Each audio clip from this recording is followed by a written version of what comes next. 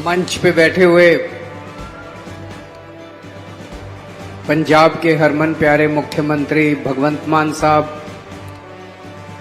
पंजाब के कैबिनेट मंत्री मोहिंदर भगत जी, राज्यसभा के सांसद संत सीचेवाल जी, अशोक मित्तल जी, हरभजन जी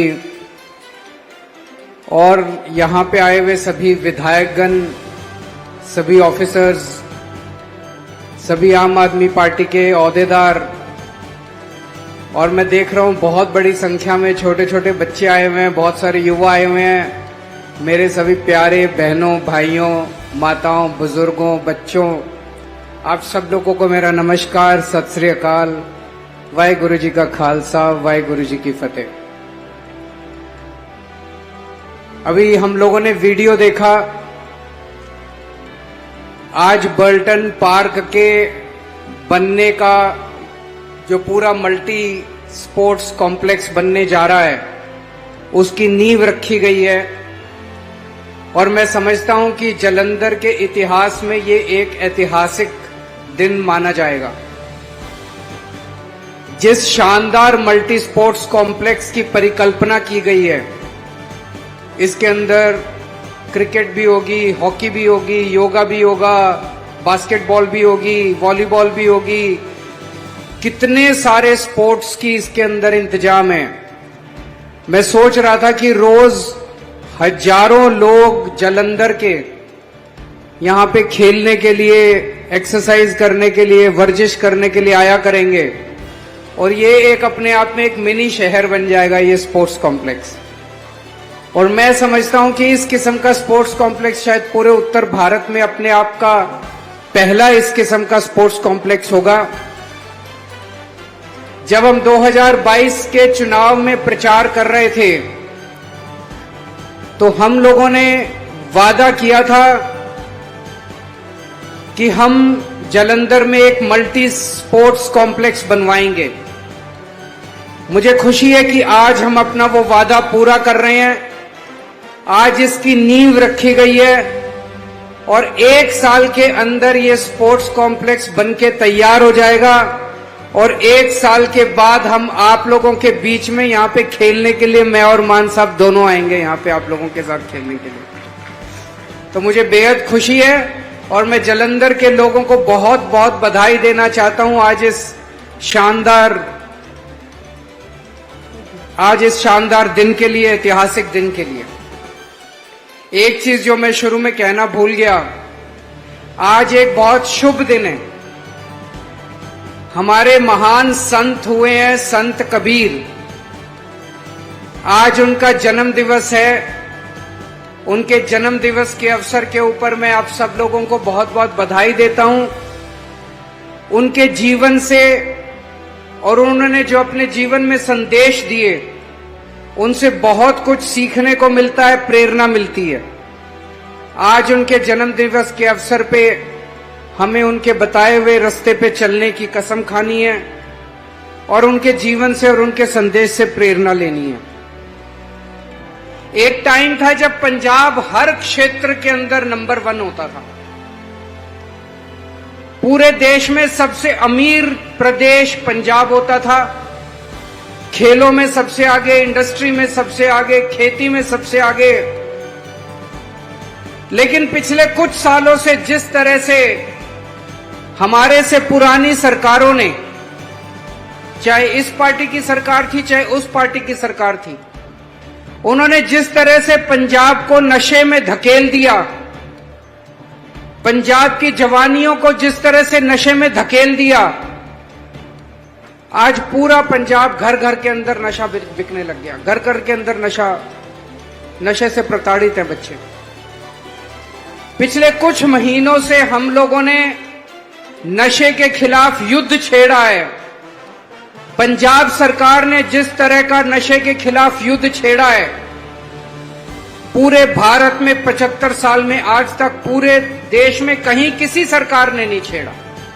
नशा पूरे देश में कई जगह बिकता है, दिल्ली में भी नशा बिकता है, हरियाणा में भी नशा बिकता है, कई जगह बिकता है।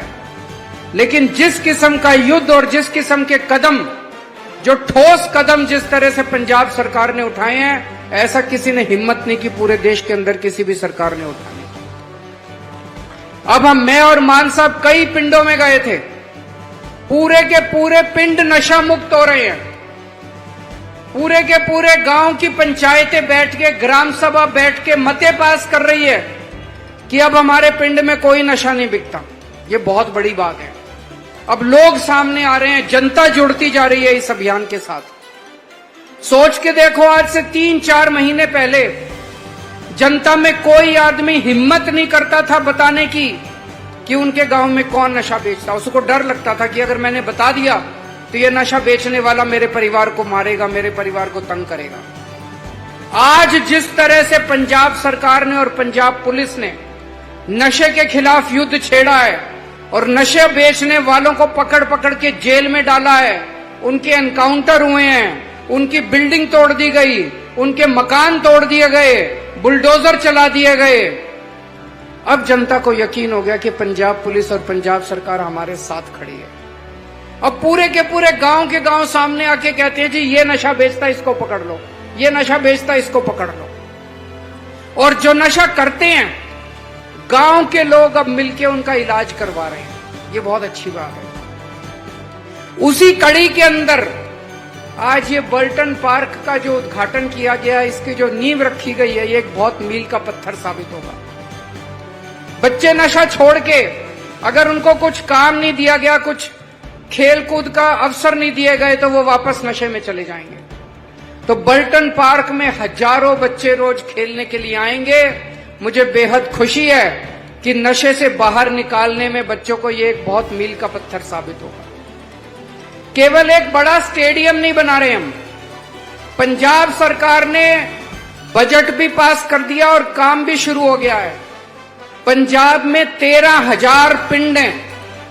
हर पिंड के अंदर एक खेल का मैदान बनाया जा रहा है। हर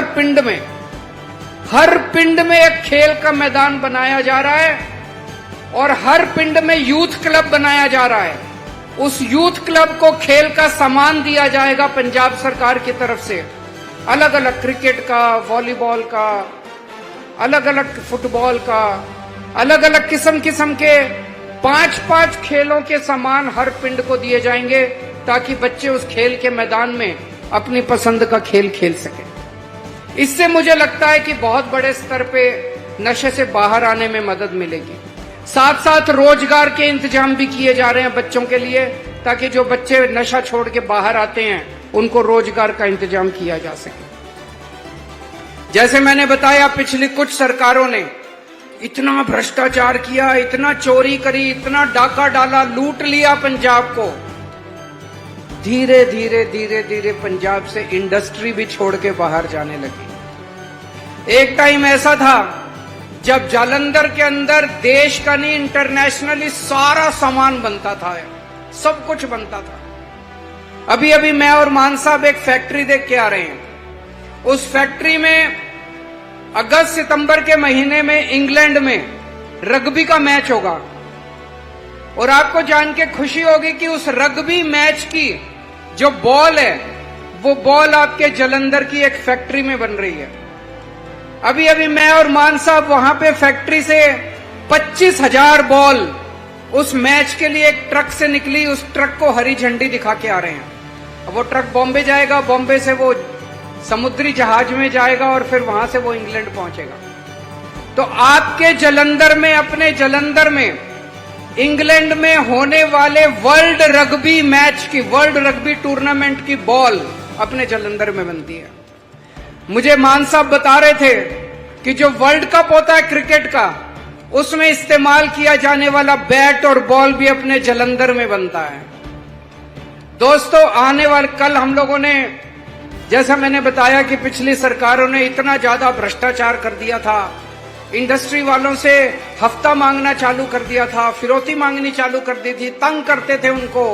जो उनको रिश्वत नहीं देता था, पैसे नहीं देता था, उनको काम नहीं करने देते थे। धीरे धीरे लोग छोड़ छोड़ के चले गए। अब हमने ये सब बंद किया है। अब साफ सुथरी सरकार है। ईमानदार सरकार है। अब कल हम लोगों ने एक बहुत शानदार इंडस्ट्रियल पॉलिसी का ऐलान किया है। मुझे उम्मीद है कि जितनी पंजाब की इंडस्ट्री पंजाब छोड़ के गई थी वो भी वापस आएगी और नई इंडस्ट्री भी पंजाब में वापस आएगी। और जिस तरह से पहले जालंधर में पूरी दुनिया का स्पोर्ट्स का सामान बनता था, वापस जालंधर के अंदर पूरी दुनिया का स्पोर्ट्स का सामान बनना चालू होगा। इंडस्ट्री के लिए भी आज एक ऐलान करना चाहता हूं। मुझे कई सारे इंडस्ट्रियलिस्ट मिलते हैं, उद्योगपति मिलते हैं, वो कहते हैं जी इंडस्ट्री खोलने के लिए जमीन नहीं मिलती। आपके लिए मैं कहना चाहता हूं कि बहुत सारे नए फोकल पॉइंट हम चालू करने जा रहे हैं। जालंधर के आसपास भी नए फोकल पॉइंट चालू करेंगे। आप आओ, इंडस्ट्री लगाओ, स्पोर्ट्स का सामान बनाओ, आपको सारी मंजूरियां देंगे, 45 दिन में मंजूरियां देंगे, जमीन देंगे, सब कुछ देंगे। आप सामान बनाओ, हमारे बच्चों को रोजगार दो, बच्चे खेलेंगे, रोजगार करेंगे ताकि वो नशा ना कर सके। और जैसा भी मान साहब ने ऐलान किया, ये पूरे पंजाब के लिए आज एक ऐतिहासिक ऐलान है, बहुत बड़ा ऐलान है कि अपने गुरुओं की धरती श्री अमृतसर साहब में अगला इंटरनेशनल क्रिकेट स्टेडियम बनाया जाएगा। मोहाली के बाद दूसरा इंटरनेशनल क्रिकेट स्टेडियम अमृतसर में होगा। मैं मान साहब को बहुत बहुत बधाई देना चाहता हूं। आप सब लोगों को, पंजाब के लोगों को बहुत बहुत बधाई देना चाहता हूं इस मौके पर यह ऐलान करने के लिए। आप सब लोग आज इतनी भारी संख्या में आए, इतनी धूप के बावजूद आए, आप सब लोगों का बहुत बहुत शुक्रिया, तहे दिल से शुक्रिया।